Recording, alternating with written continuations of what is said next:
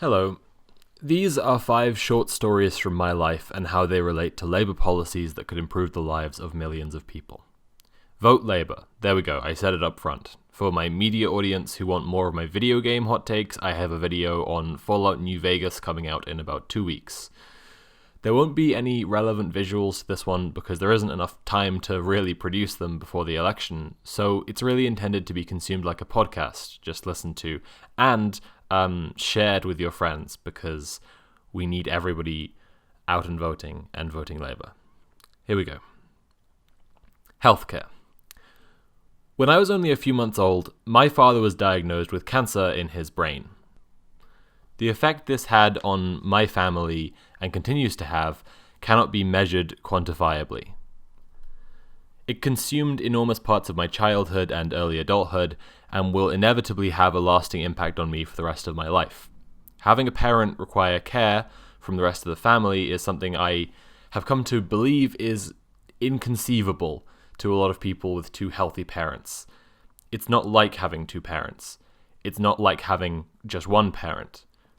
I'm not telling you this to talk about my feelings or explore my perspective, though. I'm telling you about this because I want to talk about healthcare. Through the last decade of austerity, my family has lived in varying degrees of fear that we would be made to pay for different aspects of treatment. My dad went from hospitals to home care to intensive treatment wards to nursing homes, and had many extremely serious medical emergencies and several major surgeries. In 1946, in the country where I live, the UK, after massive political struggle, the government managed to pass the National Health Service Act, nationalising 2,500 hospitals across the UK, and in 1948 finally formed the National Health Service, the NHS. We learn about this in school. Nye Bevan, the Labour MP most directly credited for the creation of the NHS, is in my mind the historic figure the UK should be most proud of.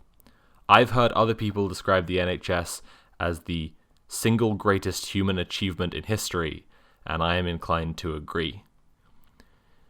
Bevan passed the National Health Service Act. He was involved in massive housing reform after the Second World War, and when the Attlee government moved to take money out of national insurance for rearmament instead, he resigned his post in protest, and then when charges were introduced for drug prescriptions, he quit government altogether. For Bevan, any charge whatsoever for any form of healthcare was a disgraceful idea. At the time that he was fighting to pass the National Health Service Act, there was a media campaign to smear him, with many political cartoons depicting him as the enemy of doctors and a fool driven by emotional appeal and naive promises over facing reality. The NHS has been battling for survival since its inception, and every time that a new part of the process is handed from public management to private management, the amount of money the government spends increases, and the efficacy of the NHS decreases. If Boris Johnson's Tory government sell off more of the NHS, the first thing that will happen is that the government will spend far, far more than it needs to for these private companies. And then, eventually, that will be used as an excuse to bring forth charges to medical patients. The effect of having a sick parent is not something I think can be quantifiably measured, but the effect of having crippling medical debts on top of that is absolutely crystal clear. It would be infinitely worse. Without the NHS, I can't guarantee my family would have survived, and any moves to privatize it is straightforwardly disgraceful to me. Jeremy Corbyn, among other relief to the NHS and moves to legally protect it from privatization at any future point for when Conservative ghouls inevitably take office again, has promised in his manifesto to eliminate prescription charges. Nearly 70 years after Nye Bevan quit in protest, we are an inch away from making his dream a complete reality. Education. The next story I want to tell is about education, but it's pretty hard to do that because I have a complicated relationship with it. Early on in school, due to all the stresses at home, I was pretty noticeably disengaged at school. Then going into secondary school, things really turned around. I became top of my class across a whole bunch of subjects. I even took my maths A-level 2 years early. I had huge aspirations for what I was going to do at university and beyond. And then I went to university. And at university, I spectacularly fell apart. I became horribly depressed. I spent long periods barely sleeping and eating absolutely terribly. In my first term, I lost over 2 stone, and over the next term, I gained it right back again. Everything was in enormous chaotic flux. In my second year, I dropped out. There are intersecting elements I can't totally pick apart here, and I'm not sure I was studying the best subject for me. I had mental health issues that I hadn't confronted and were exacerbated seriously by living away from home for the first time, and I was struggling financially and socially. That's what makes this complicated to talk about. But something I can talk about clearly is that I'm not alone in this. I've met an abundance of people since then who also suffered during their time at university, and a whole lot of them who dropped out. And the overwhelming message I'm getting is our education system needs reforming. One aspect I can talk about straightforwardly as well is money, because since moving away for university, money has been the biggest negative contributor to my mental health. So realistically, my financial situation has been an influencing factor on everything else. When the Conservatives came to power in 2010, it was in a coalition with the Liberal Democrats. The Lib Dems can't win a majority on their own, they simply lack the support. But in that election, they won a massive surge of youth voters because their primary campaign promise was to protect tuition fees and keep them low. After they came to power, the coalition voted to triple tuition fees. The Lib Dems are the epitome of what people are talking about when they say, politicians just lie, they make promises and don't deliver, they're all the same. Their effect on disenfranchising the student voters of this country has been devastating. But more on topic, I was part of the first groups of students to go to university with those tripled tuition fees. And not just that either, but the coalition government started slashing maintenance grants and bursaries available to people to help them pay rent while at university too. If university were free and students could get maintenance loans to pay their rent and expenses while studying, I think the psychic burden on students would be eviscerated. The weight of knowing that you have to perform well, not just because your degree affects your job prospects, but because you're paying thousands upon thousands of pounds for this, that weight is enormous. I have student loan debts to pay, and I would like no future students to have them. Labour has been proposing since 2017 that if they are elected, they will institute a national education service, like the National Health Service, which will provide free education for everyone. Benefits.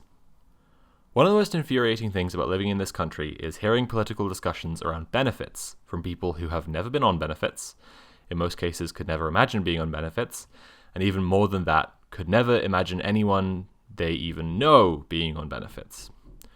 Jeremy Corbyn left school at 18 with 2 A-levels at grade E so he could join the campaign for nuclear disarmament. Alexander Boris de Pfeffel Johnson was born on the Upper East Side of Manhattan to a World Bank executive and the daughter of a knight. It was never on the table for Boris Johnson to rely on the welfare state in any way. It was never going to be an issue he could confront in his life. I have been on benefits. My partner is on universal credit right now. What's so frustrating about the conversation about benefits from these people, who could never possibly understand the situation, is that the entire perspective is organized around productivity. The people the government perceives as the most productive and useful have the easiest time on universal credit. If you are self-employed, you have a year of more or less unquestioned freedom and financial support, only being asked to check in at the job center once every 3 months. If you're looking for a job, the job center wants to see you at minimum once a month, and needs evidence you've applied for a certain number of jobs or they can revoke your support. If you are disabled and unable to work, the government requires constant reaffirmation and proof of your disability before it's willing to give you money. When disability benefit claimants are denied their benefits and are able to take the government to court over this decision, the appeal is won 4 out of 5 times. If your system is wrong about decisions 80% of the time, maybe something is fundamentally broken. In this case, it's really easy to see what's wrong. The basic assumptions behind the system are incorrect. Trials of universal basic income, a welfare system that just gives money to everyone without means testing or any need to apply, showed that it profited the economy, and many countries are considering implementing it. And I'm not necessarily advocating for UBI, but it shows that the flaw in our system is pretty enormous. If Labour are elected, they will scrap the current system in favour of a benefit system aimed at Actually helping people. Travel. Earlier this year, I took a holiday in Sweden. There's a tonal shift, right? I've been going around and going on and on about being poor and having such a terrible life, and I'm jet-setting off around Scandinavia. Well, why was I able to take that holiday? The cost of plane tickets to get from London to Sweden are less than the cost of train tickets to get from London to Cambridgeshire. I know this because my partner's family lives in Cambridgeshire, and we have to make the journey out there many times a year. Going home to see your family is a pretty essential travel expense, right? And it costs more than flying to Sweden. Why is this? Put as simply as possible, it's because the UK rail industry has been privatised. The government gives millions of pounds in taxpayer money to companies like Virgin Trains, and those companies still turn a profit yearly. Just like with the NHS, the government is spending more, and the efficacy of the infrastructure is decreasing. This point has been made at length in a video covering this topic in more depth, link in the description, so if you want, you can go explore it there. What I want is to tell you that Labour have promised to renationalise the railway.